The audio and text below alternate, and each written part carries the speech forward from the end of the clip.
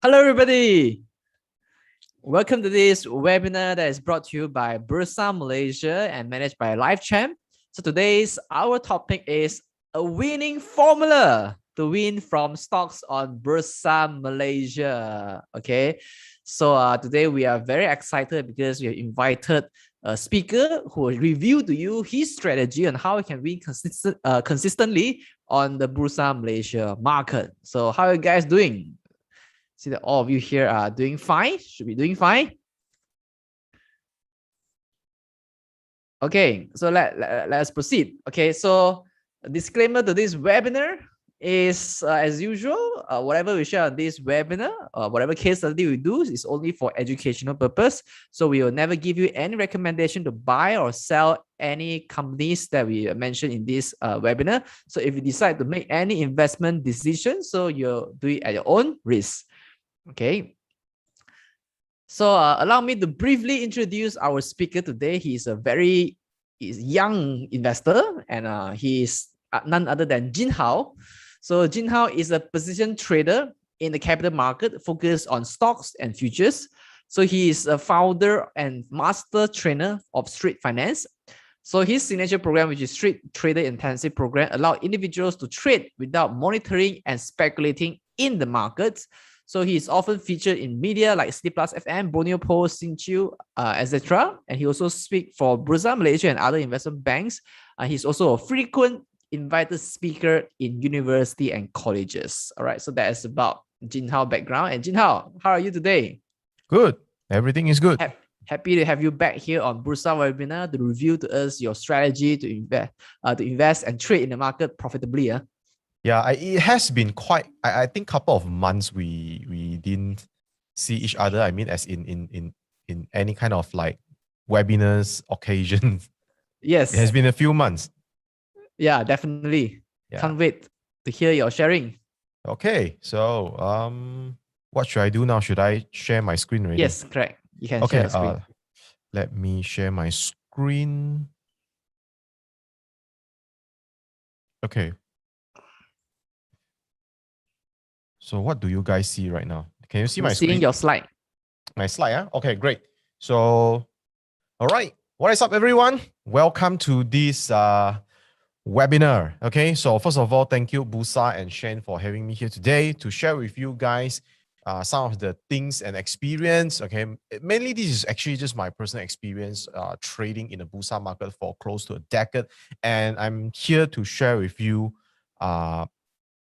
sort of like I try to condense down a lot of information, okay, that could be very useful for you guys to make your investment and trading decisions. But before that, apart from the usual disclaimer, one thing that I want to just to mention before I continue is that whatever I mentioned, the things that I'm going to share with you later, those information and things are purely based on my personal experience and opinions. Okay, so my experience, understand that there are a lot of ways to profit from the market. Okay, so I am speaking from my experience as a trend follower, which is the strategies that are limited to the strategies that I use. Okay, so take it as a second opinion, okay, or as a reference instead of a factual thing or a buy or sell call, things of that nature. Okay, so with that getting out of the way, let's jump into the content for today. So what we have today is the first one is the key traits or the key differences and things about Bursa stock market, the Bursa equity market. The second is we're going to understand the theme and the trend in the market. Now, how many of you know that market has certain theme? If you know, then you type theme, T-H-E-M-E, meaning that sometimes certain theme will do well. The market will have a theme and the certain stocks or the certain sectors will do well. This is what I'm going to discuss with you, okay, later in more in depth, okay? So if you do not know about this at all, okay, tonight you're going to take home a lot of information, useful information. Okay. Now, the third one is the primary strategy that I use to deliver multi-baggers. We're talking about those like things more than like 50% gain or even 100% gain. Okay. So I'm going to share with you the main strategy that I use, and also I'll share with you a little bit information of the current Bursa stock market, because we know that right now the market is very, very challenging. Okay, right now the market is very challenging. Like it or not, be it you are an investor, you are a midterm trader, you are a long-term trader, you are a speculator, things are quite uncertain right now. Okay, how many of you agree? If you agree, you type 1 in the chat box. You type number 1 in the chat box, meaning that you agree that the market is very uncertain right now. It's very choppy for a lot of people. Sometimes make money, sometimes don't make money, and end up like back to square one. Then you are lucky. Okay, things like that. If you lose money, then it's like quite many people lose money this year. Okay, so to some people this year, if you can tahan there, okay, you don't make big losses, you break even. To a lot of people, this is quite good already. So I see a lot of people typing 1. Okay, great. Okay, so now the first thing, key traits of Bursa stock market. What are the key differences? Because just to let you guys know that I trade stocks, okay, around the world, not limited to Bursa, but of course, Bursa is where I get started and I'm still trading in it. Okay, so now this is the 10-year price trend of our FBM KLCI. So why is this important? It's because if we look at the past 10 years price trend of FBM KLCI, can anyone tell me, does FBM KLCI really has a long-term trend? Yes or no? If yes, what's the trend? Okay, is it up or is it down over the past 10 years? Okay, yeah, 1% type back to square one. You are correct. Basically, after 10 years, our index, our FBM KLCI back to square one. Okay, we have the ups, we have the downs, but after 10 years, we back to square one. So what does that mean? It basically means if you hold long term on most of our blue chip for the past 10 years, you probably don't make a lot of money. You probably don't make money, but you also probably don't make huge losses if you held on those blue, so-called quote-unquote blue chip, the top 10, 20, 30 companies, however you define them.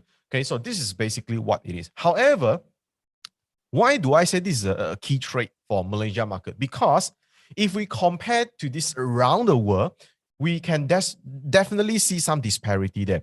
Okay, so first thing we see the line in cyan color, okay, which is labeled IXIC, is basically Nasdaq.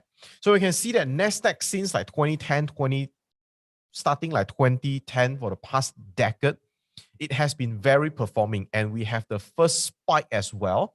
Okay, let me just do the pointer. So we have the first spike for Nasdaq before year 2000. A lot of people might recognize this as the dot-com bubble. And after that, basically, we can see that the Nasdaq is leading the world. Okay, meaning that if you buy the top companies in Nasdaq for the past decade, you are a happy investor. Okay, second to that is the SPX, which is the S&P 500, which is the one of the major indices in the US market. So basically in the US, that's why people say holding the blue chip, things like that, buy ETFs or whatever thing that follow the index. Yes, because their index got trend. Okay, our index, if you hold it for the since like 1990, basically you can see that our FBM KLCI go up by only 200%, meaning that you triple your money compared to if you put your money into Nasdaq or S&P. So definitely over the long run, okay, definitely over the long run, Bursa market, okay, you cannot treat it like a market whereby you hold blue chip for long term, you expect to make money.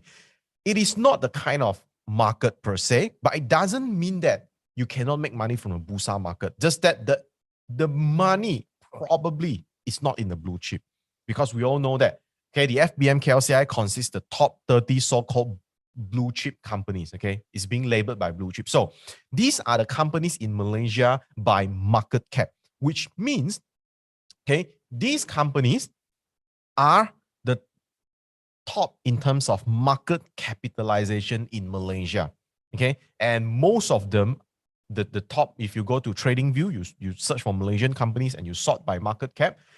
Basically, most of those companies are actually index component. Okay, index components. So stocks like Maybank, Public Bank, okay, these are the famous names that we all know. Okay, and most of them are in the banking sector. Okay, and I will share with you why this is a problem. Okay, whereas if you see over the US, okay, these are the companies that are leading the market. Like for example, Apple, Microsoft, Google, Amazon, Facebook, Tesla, Berkshire Hathaway, and things like that. Now, why am I pointing this out? The next slide, you will understand.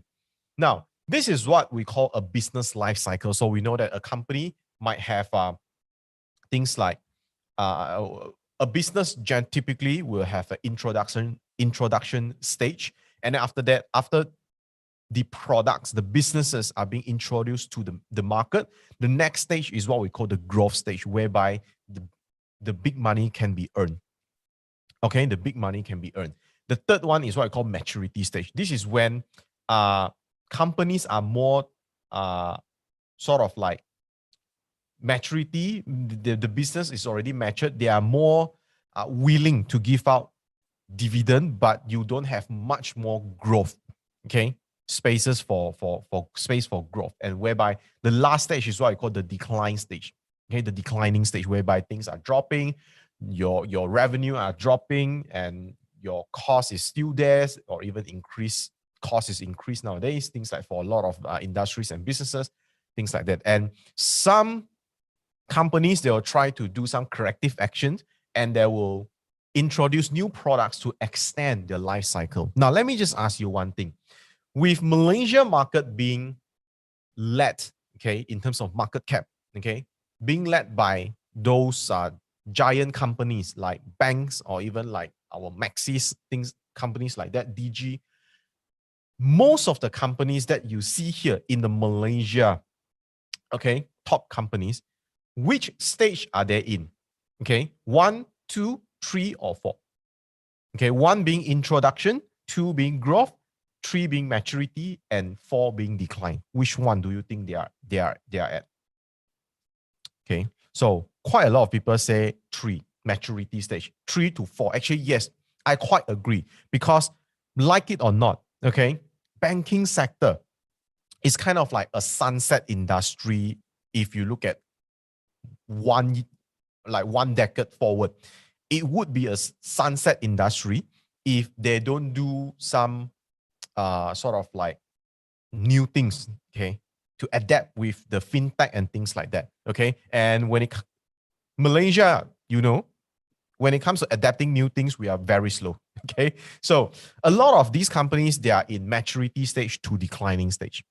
Okay, I think most of you would agree with this. However, those in the US, let's talk about Apple, Microsoft, Google, Amazon, Facebook, Tesla, okay, things like that.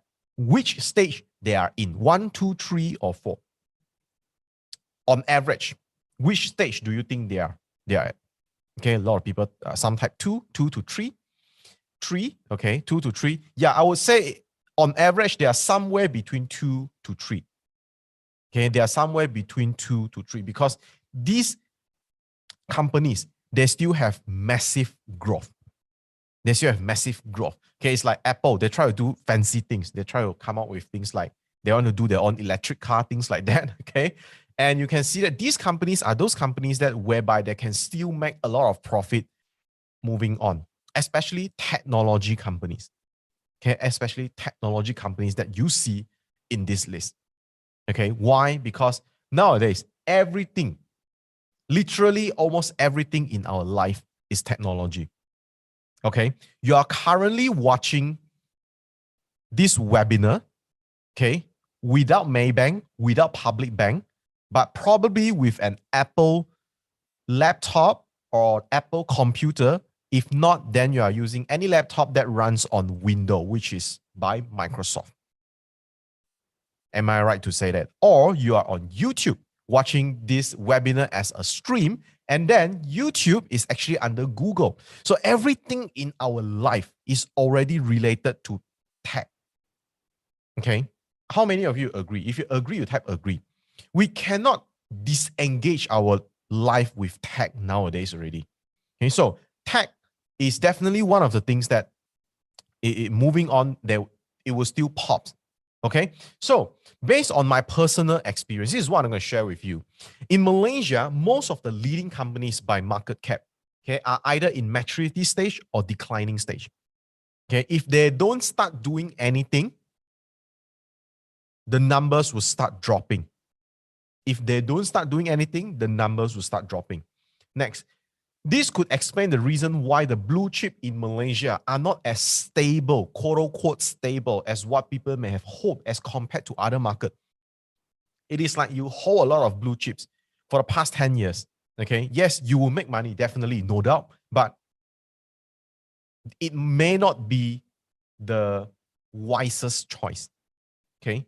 And by holding blue chip blindly in Malaysia, there's no guarantee to profit, even in the long run.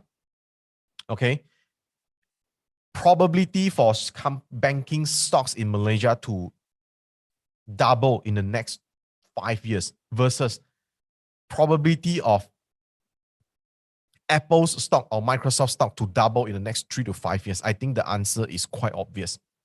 Okay. So next, the gold nugget is often in the mid to small cap companies that are still in a growth stage.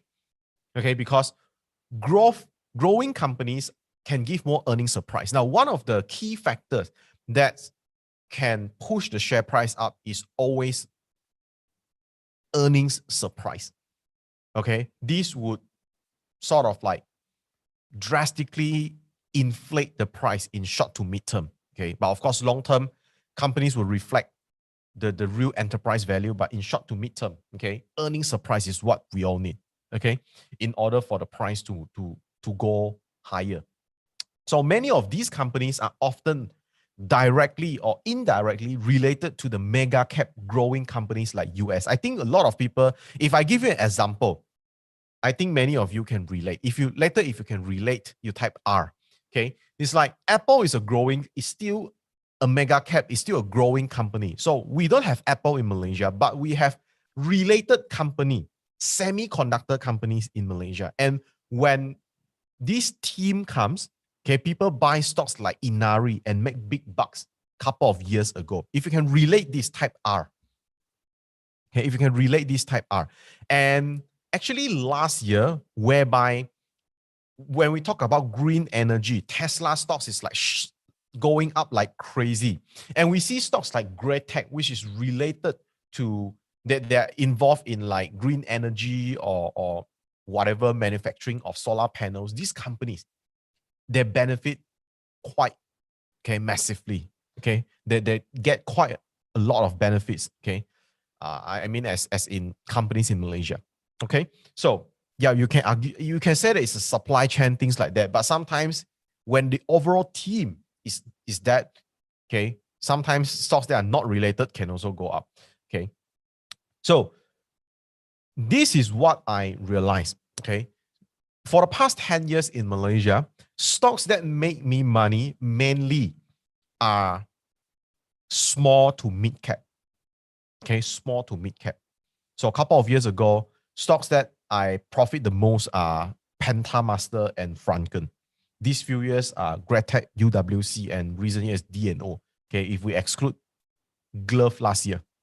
Okay, these are the things that give me a lot of profits. Okay, so these are not not big caps company, not blue chip in Malaysia. Most of them are not. Okay, so and just like stock market around the world, certain sectors or subsectors will be in play in our market, or the market has a team of stocks. This is what I'll explain later. And one thing that I want to share with you is this. Not all sectors are created equally when it comes to profitability.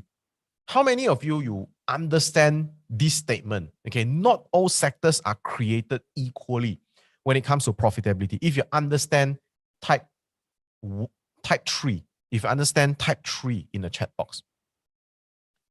Okay, I see 1 3. Yep. If you don't understand this statement, let me just give you a very layman example. Okay, we have heard people say that, okay, they make 100%, 200% from technology companies, but you seldom hear anyone say, I make 100% capital gain from a banking stock. That happens maybe in 1990s or before the subprime mortgage crisis. After 2008, 2009, you wouldn't hear that. Okay, but okay lah, exclude Warren lah. If we include Warren, then of course the technology stocks Warren can also like 1,000%. Okay, so exclude leverage. Okay, exclude average. Okay, so here's the thing: not all sectors are created equally, and this is a fact. You can go and back test. How many of you really do hear anyone say that I make 200, 300% from plantation stock? It's quite rare. It's quite rare, honestly speaking.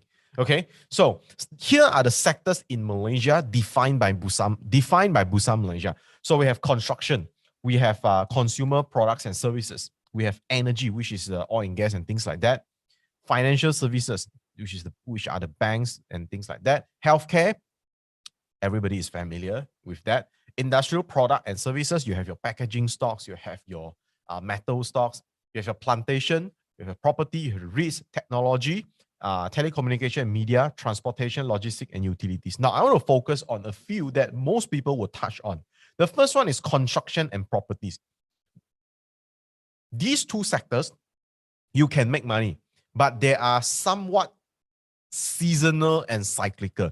There are certain years whereby these two sectors will be in play and you can really make money from them. Okay. They are quite cyclical nowadays. Okay. And consumer product and services, they are also quite cyclical. And plantation is usually either the stock is boring, okay, less volume, or for some reason, maybe FCPO go up, people speculate. Okay, so many people can stuck in plantation stocks. Okay, and industrial product services, they are quite, this is a mixed bag. Okay, and we have REITs, which is boring one. Telecommunication, media, quite small, this one. Okay, now, if we talk about energy sector, do you agree that nowadays energy sector becomes one of the highly speculated sectors in Malaysia? Yes or no? Did you realize that it becomes one of the most speculated, okay, sectors in Malaysia? Okay, so if you really go and study this, you will realize that, okay, not all trends are created equally. Okay, not all trends are created equally. And you will also realize that for technology, at least in this decade, you can see more uptrends in technology stocks. Okay, and so goes to healthcare, is more like a cyclical things. They have a cycle. Okay, they have a cycle. So, and here are the things that next thing I'm going to share with you is the theme and the trend in the market. Let's discuss a little bit about history. Okay, now, first thing that we got to understand is stocks move in group. Okay, stocks move in group. And of course, there are stocks that don't move in group. They are like solo men. Okay, like stocks like MGRC, they got no team, they got no sectors, they got no group, but they move up because it is in an uptrend. But most of the time, okay, stocks move in group are usually stocks that is more apparent and is easier to be recognized, and people will talk about it. Okay, and you have a more lasting trend. Now, this is 2021 year to date. If this year you make a little bit of money, your portfolio is positive, and you are holding technology stock because of you're making money because you're holding stocks in the technology sector. Okay, type T in the chat box. T stands for tech. It means that year to date, you are holding the right stocks. Okay, but of course, within the technology stocks, there are good stocks and bad stocks. There are trending one, there are non-trending one. Okay, I have asked a lot because I have like my own batch of students and things like that. I've actually asked, and based on what I see, those people who are still positive this year, okay, most of them, they're cash on trend on technology stocks. Now, alongside maybe some of them, they are in P Metal, they are in Anju previously, they're also in stocks like MGRC and things like that. Okay, but mainly is technology. Stocks like, we are talking about stocks like DNO, things like that. Okay, and also beginning of the year, okay, we can see tech is basically the only winner because this is a continuation of last year. Okay, this is a continuation of last year. And then after that, we have the COVID crash. But after June, July, technology starts moving again. And what is the worst performing sector in Malaysia this year? Can everyone type in a chat box? What is the worst performing sector in Malaysia this year? Some people type #health.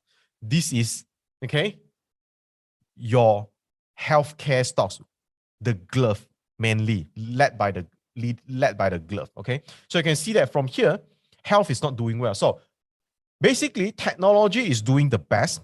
Okay, next would be industrial product because we have the metal stock being speculated and being played. And next to that is a transportation because transportation is up mainly because of, I think it's like MMC Corp. Okay, MMC Corp. So this is a little like non-accurate one. Okay. Then after that, you see finance, property, the CI, utilities, construction, plantation, health. They are all in a negative region. Okay, they are all in a negative region. Now, in year 2020, we can see that the healthcare sector was going up because of glove, and it peaks at somewhere around July to August. Then after that, it stays quite flat to a little bit of downtrend. Second to that is actually technology. So last year, if you trade glove and you are able to exit by Q3, okay, you did not hold too much past Q4 or this year, you probably make some money. And also, if you have been holding technology stocks that are moving last year, you will be a happy trader. Okay, these two are the outliers of last year's market. Okay, so in 2019, okay, what we can see is a little bit of mix back here. Okay, we have technology, okay, selected tech stocks are going up, and the construction beginning of the year, things are going up. Okay, you have stocks like Gadang, Gamuda, things like that. They are going up a little bit. Then after that, there's the trend soften again. So this one, you can see that construction, basically it goes up beginning during the first half to like Q3. Then after that, it starts going down. And if you have been holding technology stocks, your average gain should be around 30% as well. Okay, based on the index at least. Okay. And for 2018 is basically not a good year. And construction stocks are performing during beginning of the year, partially because in 2018, construction sector has been the worst performing one. Okay. And also in year 2018, probably it has been a year that many people don't make money.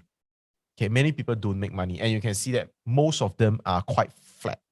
Okay, most of them are quite flat. And I think one of the most trending stocks that I make money from in 2018 is actually QL.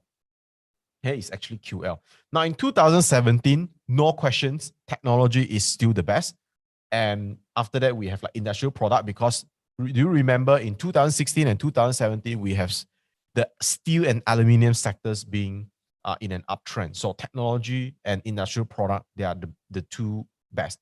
Okay. And also technology was being harmed. Okay. Not to say being harmed, but they have a little bit of correction beginning of 2016.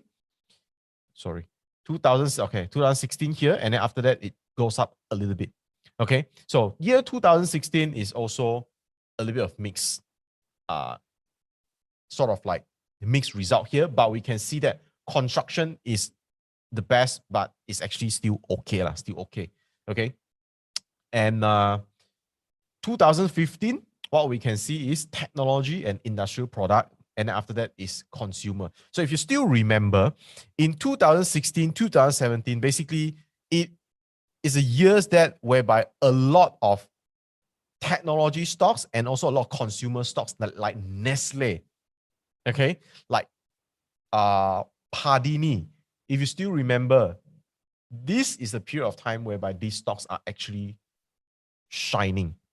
Okay, now, yet after the year 2014, whereby it's led by technology, then construction, properties is down, and you have properties and technology leading in 2013, and you have finance leading in 2012 because finance has been dropping in 2010 to 11. Okay, I think it's a 2010 or something like that. Okay, so post the few years after the subprime mortgage crisis, we see the finance sector going up a little bit. Then after that, basically, it's nothing again. Okay, now this is what we call sectors, but of course, there are some subsectors inside as well. Now, this one is just a rough idea. Okay, so let me just ask you, what are the main sectors that you have seen for the past 10 years that have the most trending years? Can anyone type in the chat box below? Okay, anyone?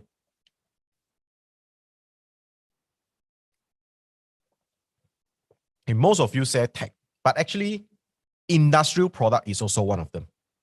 Okay, industrial product is also one of them. Okay, so now the next thing that I'm going to share with you is an example of team. So you can see that somewhere around this region, okay, 2014 to 2016, 17, but actually the first wave whereby Malaysian ringgit, okay, US dollar to Malaysian ringgit is somewhere around like below 3, go all the way up, inflated to somewhere around 4.5. Okay, this period of time, 2014 to 2000, maybe mid of 2014 to end of 2015 or even 2016. Can anyone tell me during this period of time, what was the theme in Malaysia? Can anyone recall? People are talking about one type of stocks. It is caused by 1MDB, but because of 1MDB, our ringgit becomes weaker. And when our ringgit becomes weaker, what was the theme in Malaysia market? Furniture, half correct. Okay. Yes, export. Okay, export is the one. Okay, so there are a few export sectors in Malaysia that people usually focus. The first one is technology. So you can see Inari from 2015, okay, actually it's 2014 to 2015, somewhere around here. This region, Inari was up by like 70%. Okay, and Lihen, which is a furniture stock, go up by 300%, one trend. Okay, and then we have like Syntax, okay, industrial product, okay, go up by 100% as well. Okay, so these are the example of team, and then we have other teams that like many people are talking about the recovery team in Malaysia. Many people are talking about like 5G team couple of years ago, things like that. Now, how do I personally differentiate what are the stocks that would go up, or what are the stocks that I personally sort of like, how do I filter the stocks? Because like what one of our friends here say, technology is big. Yeah, I know. There are a lot in technology. Okay, there are a lot of subsectors. Okay, what he pointed out is that automation, LED, electronic manufacturing, EMS. Okay, a lot more. Okay, there are a lot more. Okay, even in US, you have way more, like semiconductor, software, whatever things, subscription services. There are a lot more. Okay, so how do I determine? Now, the strategy that I primarily use to deliver multi-baggers. How many of you believe I don't really care much about when I trade? I don't really care much about fundamental. Okay, but I can hold the stocks for 3 months to 6 months on minimum. If you believe type B, if you don't believe type S, S means skeptical, because a lot of people don't believe, because when you hold a stock more than 3 months, you definitely meet a QR. When you meet a QR, okay, things can be very uncertain. Okay, things can be very uncertain. Now, what I'm going to share with you is one strategy that I primarily use, which disregard all fundamentals. Okay, which disregard all fundamentals. Now, there are a lot of stocks that I make money from. I don't even know what they are doing. Okay, I don't even know what they're doing. Okay, so this is a strategy that I primarily use. Okay, this is a strategy that I primarily use, and these are the results that we have produced. Okay, Hata 114, but not the best I know. Okay, UWC 400%, and I don't even know what UWC is doing. GrabTech 200%. I'm still holding a little bit until now, and not only stocks. This is just to prove that me and my students, we don't just buy like 100 stocks in Malaysia, and when one stock go up, I brag about it. No, because to me, it's all about portfolio management. You have to diversify into a few stocks, but you have to catch the right sector. Okay, diversify into a few stocks, you catch the right sector. And this was last year, July. You can see as of July, we basically have a mixture of industrial product, technology, and glove. Okay, by the way, Dufu and FP groups, they are under industrial product. GrabTech, Penta, UWC, they are under technology. And Hata, no need to say. Okay, and these are others lah, okay, like Dufu, FP Group, Hata, MFCB, Penta, Supermax, UWC. There are a lot more, but I'm just sharing with you that this is how we get things done. Okay, and it is called trend following. Now, I know that you will still be skeptical after this webinar, because the trend following strategy is a strategy that is counterintuitive, that really disregard fundamentals. Okay, I hold UWC for almost a year already, actually more than a year. Okay, now during the biggest uptrend, okay, I don't really care. Okay, I don't really care the fundamental. It's very simple. Sometimes it's very simple. Let me just ask you guys one question. Okay, today, if you are the top management of the company, do you know whether or not the next QR, your company is going to perform good or not so good? Would you know beforehand? If you would know beforehand, type yes. If you would know beforehand as an insider, type no. Meaning that you are the director, you are any manager, or you are just a small coolie in the company. Okay? Quite likely, the boss will know. But let's say you work at a company. You know, it's very typical. When the sales are good, you can tell there are signs. People are busy. Okay? When the sales are not good, you have extra meetings. You have extra this and that. People are more nervous, things like that. There are definitely clusters of information whereby you can tell whether or not this quarter is going to be better than previous. Okay? And then it is very logical. If you know that your company is going to do good during this quarter, before the quarterly result announced, would you buy your own company's share? To be honest, if you buy your own company shares, type 1. If you wouldn't, type 0. It's definitely you will, because it's free money for you. After you buy, you ask your relative buy. After you ask your relative ask their relative, their friends, their akong to buy. And when everybody buy, price go up. And to trend followers, when we see price goes up, we don't ask any question. Now, people like to ask questions. Hey, why suddenly the stock go up? Okay? You don't ask, you follow. Because why? Okay? This is just one example. Not every time price go up because of insider. This is one example. Because if you always believe that, okay, now people always say, yeah, those insider got news lah, those people got this and that. Now, if you always believe that, okay, there are people who know things ahead of you, and you believe those people are not stupid, they will buy first, then price will move first. Price and volume are proof of people buying and selling. It's that simple. So why trend following method works is because if one stock has been going uptrend, going higher, it only means one thing. People are not interested in selling. Okay? Now, yeah, people will ask or find answer why price go up. Now, if you guys want to know more about trend following, which I'm not going to expand very in-depth in tonight's video, I'm just sharing with you the core beliefs. You can go ahead. You can go to follow my Facebook. I do live every Sunday night, 9 p.m. And whatever I comment is based on trend following strategy. Okay, back to this one. So the core belief of trend following strategy is this. The trend is more likely to continue rather than to reverse.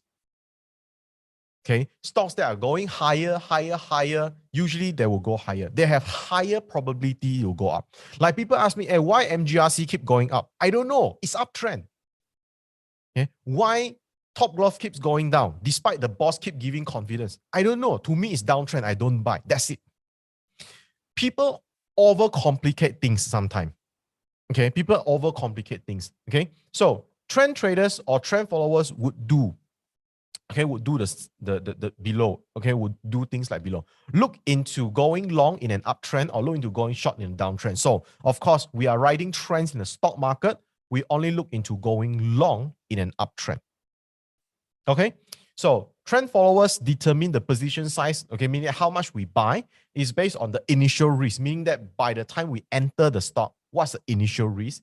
Because we're going to diversify into few stocks like last time, okay, you can see the portfolio just now. We have stocks like GrabTech, UWC, FP Group, Hata, Supermax. Okay, we have to divide.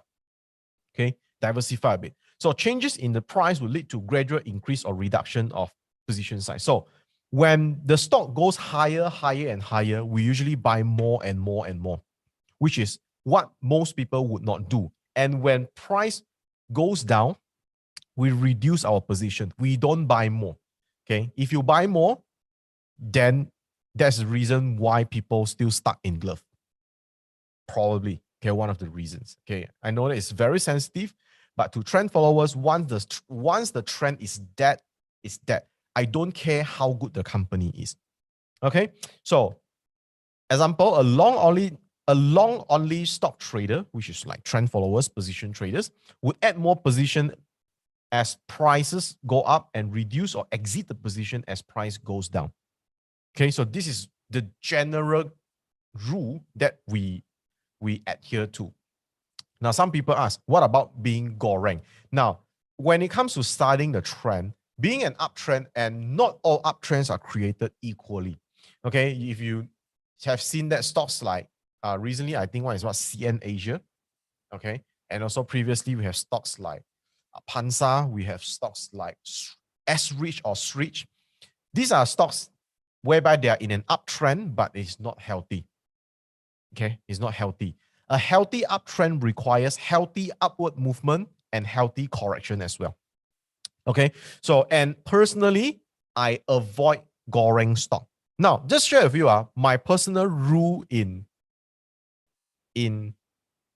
now, just take a guess. What do you think is the average price range of the stocks that I trade in Malaysia? Can anyone take a guess? How much? What's the price range of the stocks that I trade most of the time? Okay, then I'll share with you. Can anyone type? Take a guess. Some say 1, some say 5. 50 cents to $1, 5 to 10. 1 to 10, 1 to 5, 2 or more, 10 to 20, above 4. Now, most of you are correct, but to be exact, is around the sweet spot that I like is 2 to 5. That is a sweet spot. And I would say most of my positions would be around $2 to $10. But if the trend is nice, volume is still healthy, I will still take stocks that are like 10, 20, $30. Like right now, I'm still in stocks like MPI. Okay, so, but those are quite rare case. But if the trend is good, I will still stay in the stock. But most of them, okay, are somewhere around $2 to $5. Okay, $2 to $5, or I would say 2 to 5 is the heaviest one. Next to that would be 5 to 10. Okay, so now let me give you a few example of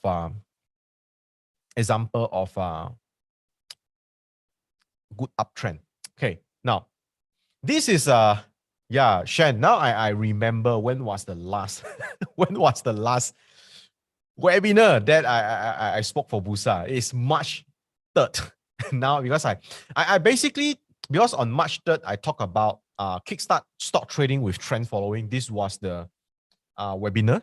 Okay, this was, I believe you can still watch in YouTube or what, I'm not sure. Okay, but this was the one that webinar that I do on March 3rd, 2021 this year. And during that time, I gave 4 examples of trending stocks, 2 uptrends, 2 downtrends. Okay, and this was the slide, the exact screenshot that I used during that time, taken from that slide. And you can see by this old trading view watermark here. Okay, so first, you can see that DNO is in an uptrend. This is the example that I give. Okay, so the only thing I will usually tell people is uptrending stocks have higher probability to go up rather than down, and vice versa. How you're going to enter it depends. Now, some people like to buy on breakout. Some people like to wait until the stock retrace. Okay, let me just share. Some people like to wait. My personal style is I want to wait until the stock go up like this. I'll wait until the stock retrace and turn up. I'll buy here and set a stop loss here. Now, some people say how to define uptrend, downtrend based on chart. Since uptrend is smaller time frame, might be downtrend in higher time frame. To me, I see the entire year at least. I see 1 year. Is this uptrend or downtrend? It's obviously uptrend. Then this is an uptrending stocks. I don't care lower time frame. It is like you look at Nasdaq right now, things are quite bearish. But if you look at super long term, it is still uptrend. Okay, something like that. Okay, so it is like you look at some of the stocks.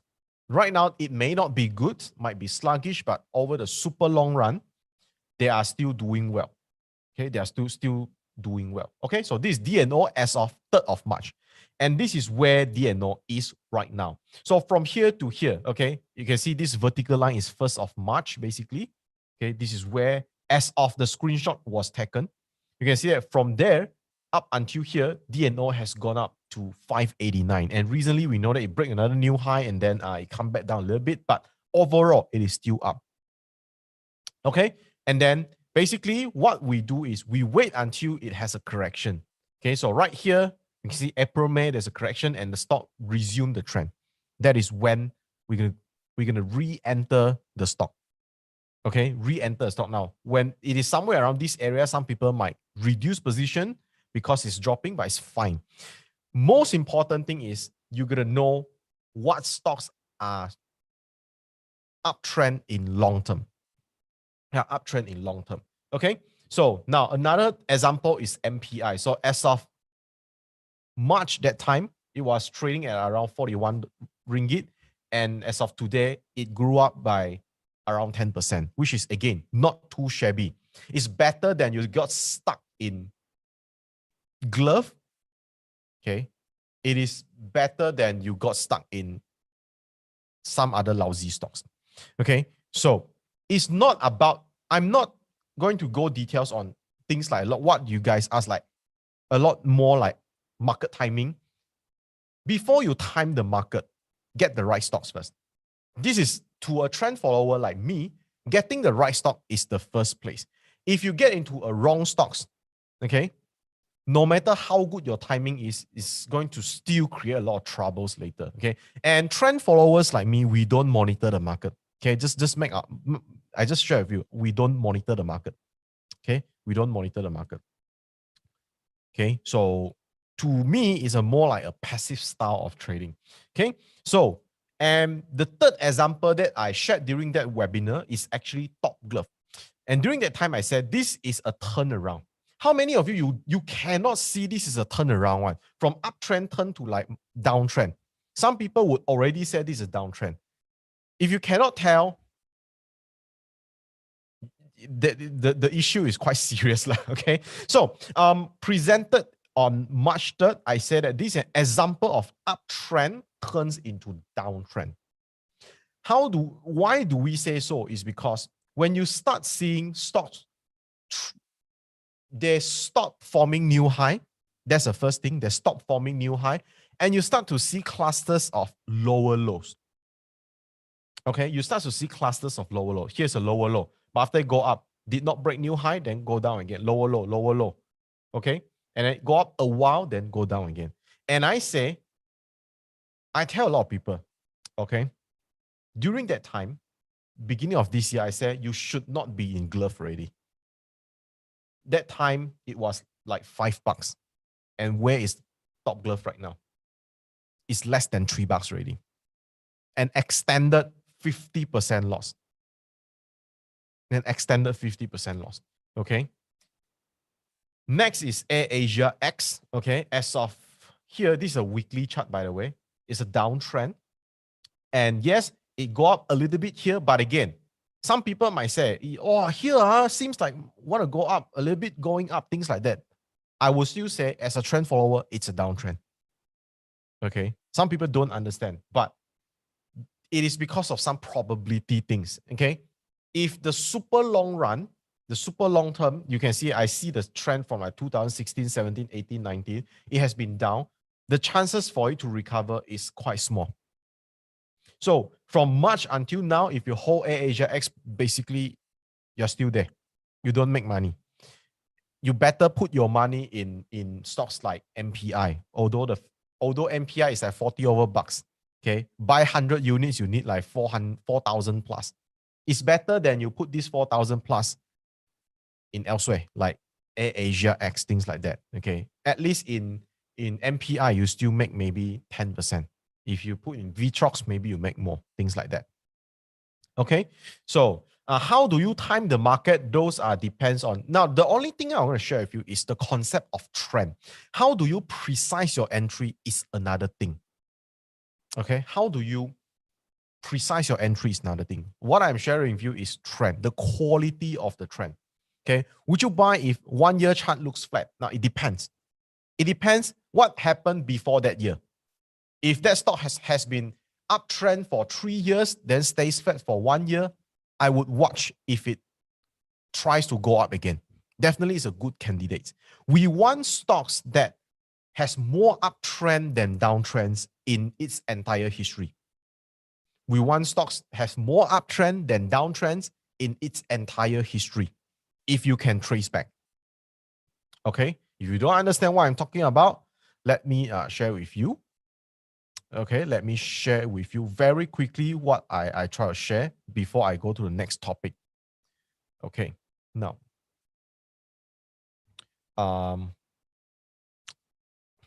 wait, okay, if you can see my chart type C, you can see my chart type C. Okay, okay, good. So this is Maybank. Now, Maybank right now might be in an uptrend, but am I interested in it? Not entirely. It's not too bad, but I'm not really into it because when I look at the entire history, at least for past 10 years, you have more ups than downs, but it's still okay. Okay. Honestly speaking, not too bad. You have more ups than downs, still qualified. But banking stocks, you got not much team right now. So this is CIMB. Technically speaking, you still got more ups than downs, but compared to what I would say a quality one would be like this. Can you see the difference? If you can see the difference, okay, type yes. If you can see the difference, type yes. It is more apparent. So meaning that if stocks like QL, okay, were to turn up again, it doesn't mean I will buy, but I'll give priority to these type of stocks. Okay, but it doesn't mean like stocks like just now, okay, I wouldn't buy lah. Okay, I wouldn't buy if there is a team, but just to tell you that I would give priority. Okay, I'll give priority to these stocks. Okay, so how you're going to enter depends. Different people have different flavors of strategy. Some people like to trade a breakout. Some people like to use indicators, things like that. Okay, but I'm here only to comment on quality of trend. Okay, quality of trend. Okay, so now pros and cons of trend following. Let me just go through very quickly. First one, we ignore short-term market noise. Okay, we ignore short-term market noise. Second, monitoring is an option and no speculation is involved. If at the first place, you choose stocks that are not goring, so-called goring stocks. Okay, so to me, during daytime, I don't really monitor the market. Okay, during some days I don't even bother to log in. Okay, I don't even bother to log in. And next, low trading frequency, meaning that we don't buy and sell very often. We pay less commission over the long run. Okay, we pay less commission over the long run. So I met a short-term traders earlier this year. So last year, my portfolio was up by 97%. And the other traders that I met is also up by around 99 points, close to 100% gain. But when we calculate our trading brokerage fee, his brokerage fee is almost 5 times more than mine. Okay, almost 5 times more than mine. Okay, it doesn't mean that short-term trading is not good, but you got to understand that one of the things that you need to take care is your trading frequency. If your trading frequencies is high, make sure you are profitable. Okay, if you're not, then you have additional cost. Okay, additional cost. So for trend following, low trading frequencies, paying less commission over the long run. This is definitely good because we buy one stocks, we hold for 3 months, 6 months, things like that. Okay, and we have higher average gain, better risk reward ratio. So we hold the entire trend of like Top Glove, Hata, UWC. So 200% gain is a sort of like higher gain. And every stock we give a stop loss of not more than 10% most of the time, because anyway, I don't deal with penny stocks. So for example, if I were to buy stocks like I don't know, P Metal, okay, and then for example, it is like $10. For example, easy math lah, okay, it's a 10. If I buy into a $10, 10 ringgit stocks, I'll put my stop loss lowest at 9. So my initial stop loss is 10%. Okay, so meaning that one big win, okay, one big win, I can tahan a lot of loss. Okay, so I don't need like exceptionally good winning rates, okay, to stay profitable. My winning rate can struggle like 20%, 30%, meaning that out of 10 stocks, only 3 stocks make money. Okay, then I can still stay profitable. This is the beauty of the strategy. Okay, so this is what I like. Okay, let's talk about the cons. Okay, let's talk about the cons. Win rate can suffer sometimes, especially during a choppy market, meaning that like 2018, whereby the stock is going nowhere, stock is going sideways. Now, during that period of time, I would say that people who know how to trade swings or speculation can make more money because you go in, you go out in one wave. So trend followers, usually we target big trends. Okay, usually we target big trends. It's like out of like 10 wins, we want 1 to 2 wins to be a home run. Things like that. Okay, so of course, when market is choppy, you don't get that type of trade. Okay, and the second is what I would say why most people cannot write big trends is it's challenging to write big trends. Whenever you look at the market dropped 3%, the stock dropped 4%, 5% in a day. Most people will start panic.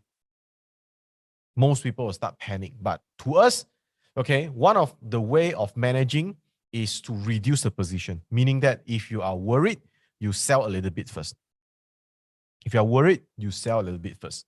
Okay, when you have like 100% gain, okay, you sell half to take back your cost, the rest is free share. Then we ride the trend until the end. Okay, how do we define the end? We put one thing called trailing stop. Okay, we'll put one thing called trailing stop. Okay, so here we talk about very quickly about Bursa stock market. Okay, Bursa stock market. Now, this slide is the screenshot was taken last week. So there will be a little bit of changes here. So technology is still the strongest trend. Okay, technology is still the strongest trend. Now let me just push my tech this one. Okay, so we can see technology is still the strongest trend. It is at all-time high. Now remember one thing, okay, all-time high is a sign of strength. All-time high is a sign of strength. You don't see weak stocks go up all-time high. Okay, so this one is Bursa Technology Index. Okay, so and if we turn on the indicators, you can actually see that it's at a support. Okay, you can see it's at a support, short-term support here. And we can see stocks like Inari. Okay, no buy call, no sell call, just sharing with you because of stocks like Inari, they are trading at their like historical high, things like that. And even stocks like GrabTech is approaching the historical high.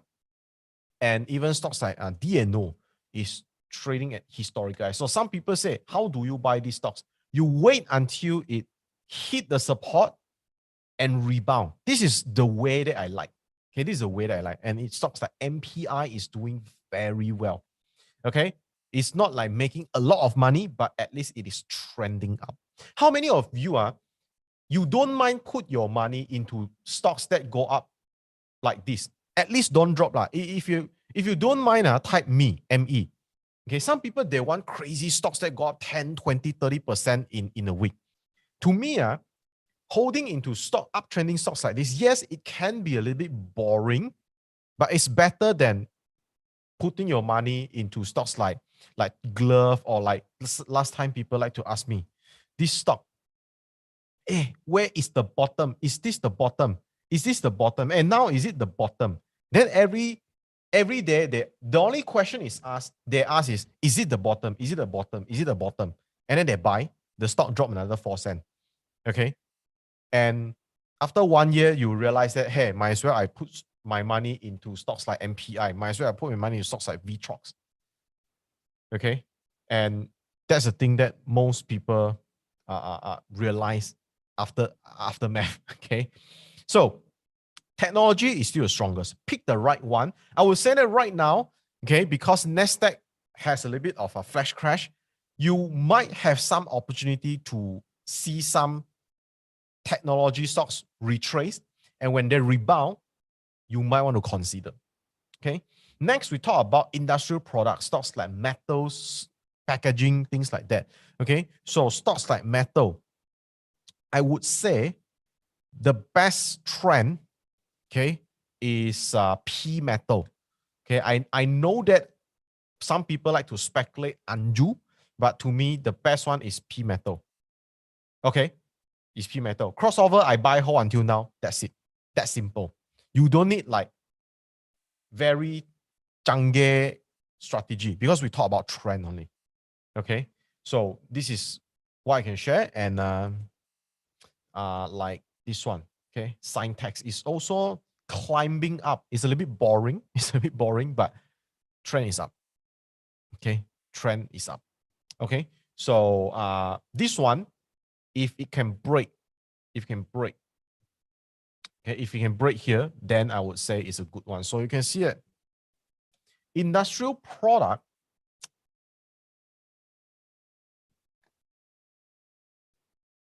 okay, is actually trading at all-time high as well.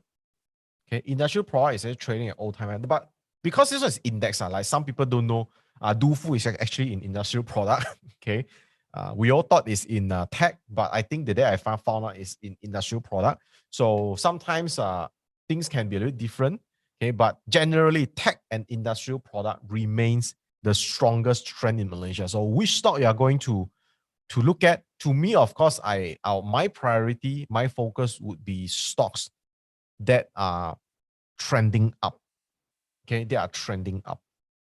Okay. So year-to-date performance, okay, year-to-date performance of different market cap, you can see that the best is actually small cap, followed by mid cap, followed by FBM 70. But the best performing would be small cap. But let's say, if we move to the 3 months performance, we can see that the FBM 70 actually outperformed the rest, which means if FBM 70 are stocks that are the next 70 bigger company in after the 30 stocks, the 30 CI. So from here you can see that if you are in this FBM 70 components, on average you can make money. You might have make more money than the rest. What I want to point to you is FBM ACE.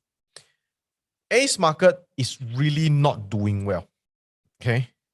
Ace market is really not doing well. And this is your typical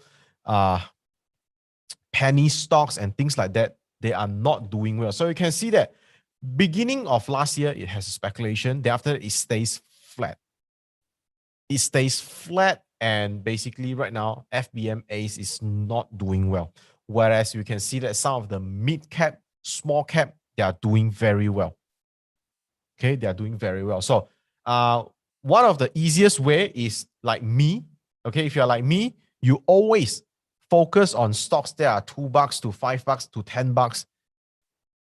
The chances for you to get into stocks that are in FBM 70 and FBM mid cap is quite big. General speaking, okay, but nonetheless, the primary thing that I want to point to you is Ace market, okay, is weak right now. Okay, so Malaysia market doesn't look too bad given the global market flash crash, sorry, that hit most stock markets. Like last night, the Nasdaq fall by 400 over points, 500 points. But today, we look at the market, still okay lah. Okay, it's not a terrible thing after all. A lot of uptrending stocks, they're still above the nearest support, which is a good thing. And technology remains a steady uptrend, followed by industrial products, which consist mainly metal and packaging subsectors. Note that even if a sector is strong, remember that it doesn't mean that all stocks within that sector will make a move. Okay, so stocks within those two subsectors which have a larger market capitalization remain to be my personal focus right now. Remain to be my personal focus. All right, so these are the things that I focus right now, and I actually already own some of the stocks. Okay, within these lines. Okay, so I will still watch very closely when it comes to tech stocks and also industrial product, and also some of the stocks that are in an uptrend. Okay, if the trend is still up, is still good, then of course you can still watch. You have a little bit of varieties. Okay, we have to diversify across different stocks, but it is also very important to diversify across different sectors.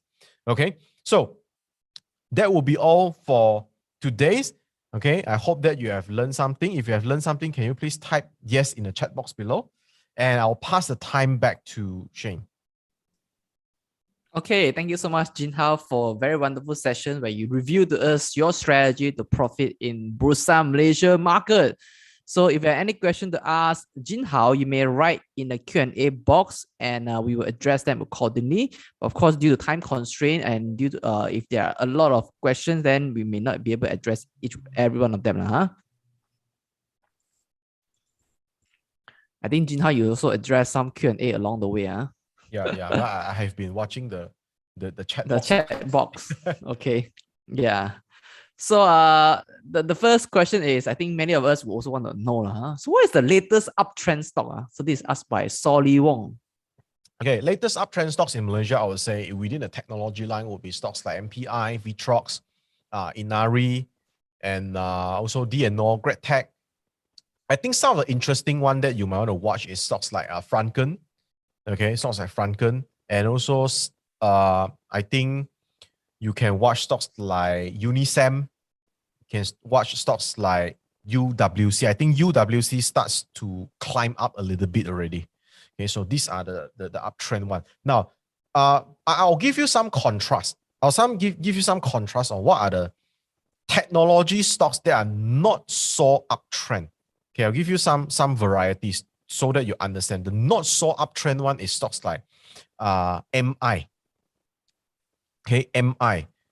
Stocks like JF Tech, stocks like JHM. They are not as nice compared to stocks like MPI. Okay, so you might want to look at the charts and compare side by side. Then you can tell what's the type of the trend and how do I determine good quality uptrend. Okay. Okay. The next question is asked by Beng Hin. How long a period to consider that a stock is confirmed trending up? Okay, now this one depends. A lot of time I would say that what you guys know, if you use like EMA crossover, things like that, yeah, those are good. Like your whatever EMA 20 cross 50, 50 cross 100, these are great. Okay, but understand that these situation can happen on a stock that is in an ultimate downtrend, but suddenly it turns up. Okay, suddenly it turns up. I can give you an example. Stocks like Genting. Okay, stocks like Genting. If you use some, whatever, I don't know what indicators you use. Some people say Genting, short to mid-term wise, it seems like one to go up. But actually, if you look at long, like you don't need a lot of like indicators or what to see. You just have to look at the 2 years, 3 years, 5 years charts. Then the first instinct that tell you this one is up or down. Okay. One of my friends did an experiment. Okay. He basically give the children, okay, to like 3-4 years old kid lah. Okay. They print like 5 to 10 years chart. You ask the kid, this one up or down or not going nowhere. They will tell you. If they tell you it's up, it's quite obvious already. We want those kind of stocks. We want those kind of stocks. And I recommend one book to you guys. It's called How to Make Money in Stocks, is behind there. It's by William O'Neill. So during the beginning of in the first first part of the books, he basically say what are the long-term winner in the market. Okay, he used examples in the US, but you can look at the 10 years, 20 years pattern and then apply it in Malaysia. Then you can roughly know what is the type of trend that we're talking about. Okay. Now, just now, in reference to the trend, right? The follow-up question is, could an obvious strong uptrend mean that the bull is old and the not so obvious probably is a young bull? Okay, let me just share with you one thing. Do you guys agree that stocks that go up before COVID, okay, they got attacked by COVID as well? I mean, before COVID is like last year, March. Try to recall. Stocks that go up before COVID crash. Okay, I call it a COVID crash. Stocks that are uptrend before COVID crash, they turn down for a short period of time at least. Do you agree? If you agree, type A. If you agree, type A. They all got affected by COVID. The crash, like last year, last year, March, April, they all got affected. But there was in a very good uptrend. Then do you realize that post-COVID, these stocks, they break new high faster than the rest as well? If you realize, type R. R stands for realize. If you realize. Okay. This is the thing that I want to share with you. Okay. It doesn't mean that a stock that has been going up for many years, the bull is old. Sometimes it can take a little bit of rest, okay, which it should. Okay, a healthy uptrend requires some rest as well. But when it starts to have some price action, you can see that it starts to break like 1 month highs, 2 month highs. You better rewatch this stock. Okay, this is what we call a rally history. Now, stocks that has a very good rally history, RALLY, okay, they will take a rest. But when the price action starts again, it will probably be into a rally again. It is just like stocks that has been a pump and dump play before, it will still be a pump and dump play in the future if it were to go up. Very obvious. I give you one example, Vivocom. Last time since Instaco, this is a goreng stocks. It's just a matter of time people will throw it. Okay. So this is what I can share with you. Okay. Stocks that used to be a pump and dump play will probably be a pump and dump play again. And stocks that used to have a good rally, okay, meaning that 1 year go up by 80, 100, 200%. It might rest for half year or a year, but because the rally history is good, if it were to go up again, it will probably have another good rally. Okay, this is based on my experience. We have seen it many times in stocks like P Metal, in stocks like Anju, in stocks like many more, like tech stocks. That's why I say pay attention on stocks like UWC, Unisem, Franken. Okay, so no buy call. Okay, no buy call again. Okay, just as a study. All right. Yes, that's right. No any recommendation to buy or sell any companies. Yeah. So just now we cover at length about uptrend stock, right? So the follow-up question is asked by Veronica Paul. How do we screen for trend stocks? Okay. Of course, you can use screeners. Like for example, I use ChartNexus screeners, but usually those technical screeners you will need to pay. You will need to pay. One of the easiest one, which is free, you can use Top Gainer. Top Gainer in Ringgit. So every day, I want you to do an exercise. Okay, I want you to do an exercise for maybe 1 week or 2 weeks. Every day, okay, every day 5 p.m. when the market is closed, you screenshot the top 30 gainers. Every day you do it for 2 weeks or even 1 month if you can. Okay, I think you can do for 1 week or 2 weeks first. And then what you're going to do is you exclude maybe some of the stocks that you wouldn't buy, or some of the stocks that got abnormal spread. Okay, like super low volume gonna push up. And when you pay attention on stocks that ranges between like $1 to $2, $1 or $2 to like maybe $10-20. Okay, if this stock come out in a top gainer more than twice or 3 times a week, you better look into it seriously. Okay, you better look into it seriously. So top gainer is the thing that we use to understand, to get an idea what are the stocks that are gaining and having more positive momentum in the market. I don't look at top volume because you realize that in top volume you get to see penny stocks every single day. Okay, and some of the penny stocks, they are in top volume, either they go up, go down, or just like sideways exchanging hand. Okay, they will appear in top volume. Okay, so I'll focus on top gainer. All right. Okay. Megat Muazzam Shah would like to ask, how do you determine when to get out from stock using trailing stop? Okay, so for any indicators? Okay, one simplest indicator is called super trend.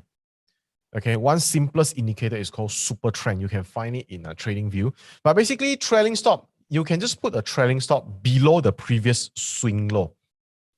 Meaning that when the stock creates lower low, that's when I get out from the stock, most of the stock. You can also use like your 20 days moving average, things like that. Okay, just a guideline. It is a turning point. How do you define a turning point? It could be a super trend. It could be any moving average, like maybe like any that you are convenient, you are comfortable to use or you have been using. Just determine a turning point. Okay, you can also use like some people use like 5x20. That could be one of the ways as well. Okay, now sometimes trailing stop, you don't have to exit all. You can exit half and you wait. Maybe if this stock, for example, tend to rebound from 50 moving average, then you might want to wait and hold another half positions or a quarter positions and see whether or not it would rebound from the 50 MA or any previously strong tested support. Okay, so be a bit flexible. There's no right or wrong. There's no right or wrong. So it's like even stocks like Top Glove, Hata, we don't sell one go. We sell by batches. Okay, we sell by batches. All right. Okay. Eng would like to ask, if we hold uptrend stock, how do we manage our emotion whenever there are fluctuations?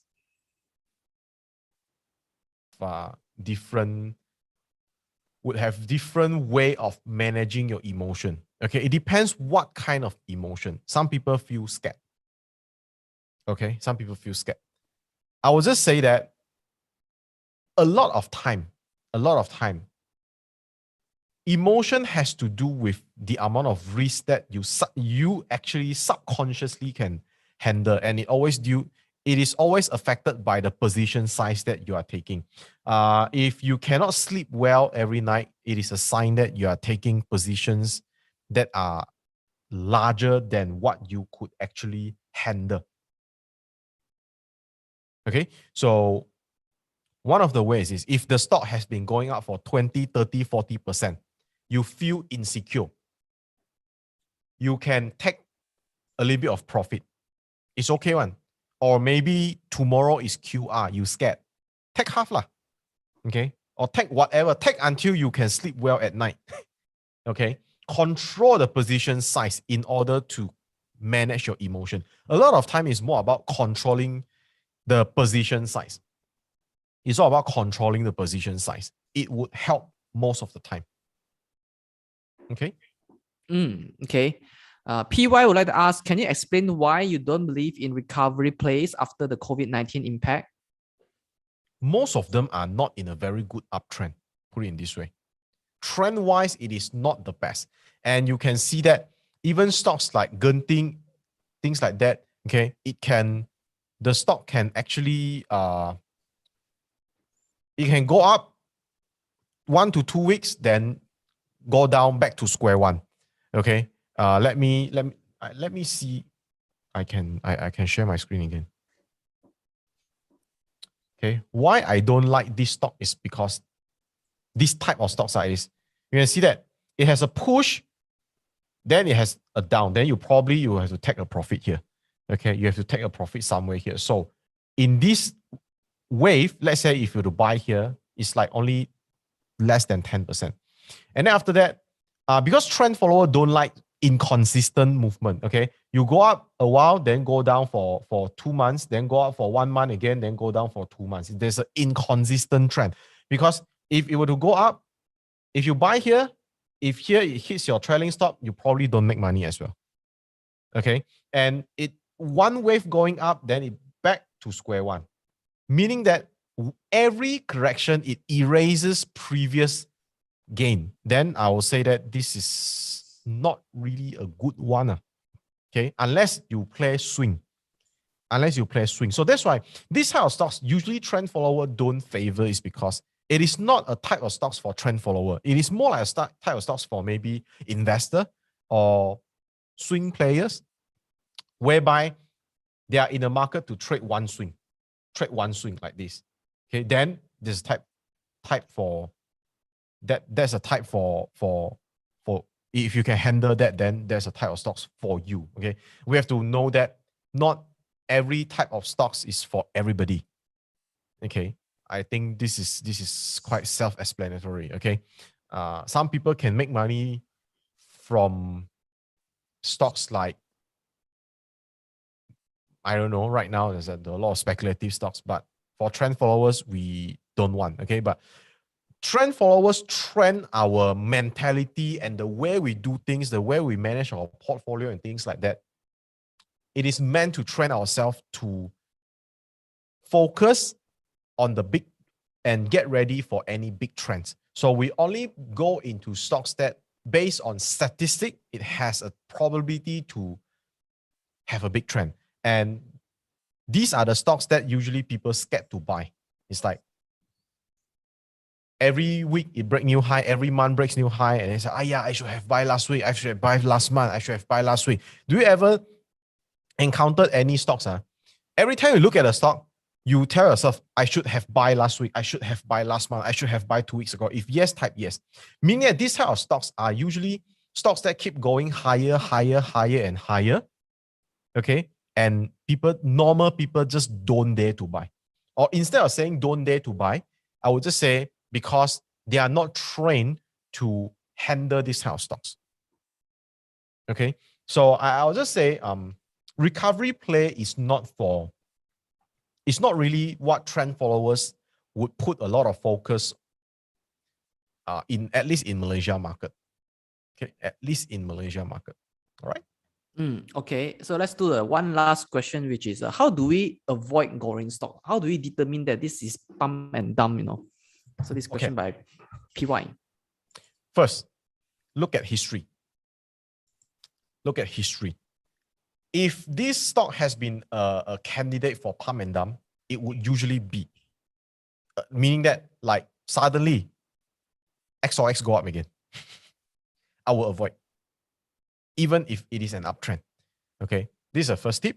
Second tip, I will avoid stocks below 50 cents. Okay, I will avoid stocks below 50 cents. Okay, because most of the pump and dump plays are penny stocks. Okay, I would say below 1 ringgit, you still have to be careful because sometimes those less than 1 ringgit can also go up quite steep. Okay. Third, when everyone is talking about that stock, a lot of people are talking about that stock. You probably need to be careful. Okay. Now, even if you accidentally buy into one stocks that are being goreng, the only thing that you need to, there's one thing that you need to do. Like, for example, you get into Vivocom. One thing that you need to do is first set an expectation right. Second, take profit by batches when it goes up. Okay, take profit bit by bit. And third, you better have some kind of like alerts and things like that, whereby you set a trailing stop or a stop loss. Okay, like some brokers, they allow stop loss function, things like that. And you set a trailing stop right in either as an alert or as an order type, as an order, meaning that a stop loss order lah. Okay, so that if there is any drastic happens when it comes to the price movement, okay, like those goreng stocks suddenly go down, then you would exit the stock. Okay, you would exit the stock. Okay, so thank you so much, Jeen Hao, for doing this very robust Q&A sessions. So thank you so much for this segment. So before we proceed, before we conclude this session, so let me tell you about our next webinar.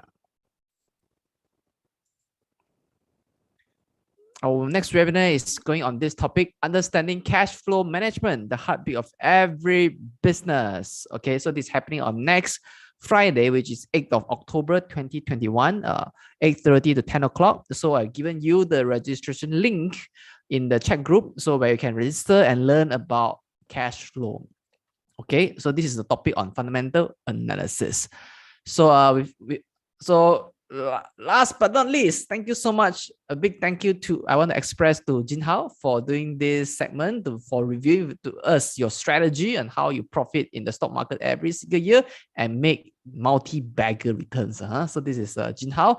Hope all of you here had learned a lot from Jeen Hao today. So we'll see you all in our next webinar on next Friday. Thanks, everyone. Good night. Yeah, bye, everybody.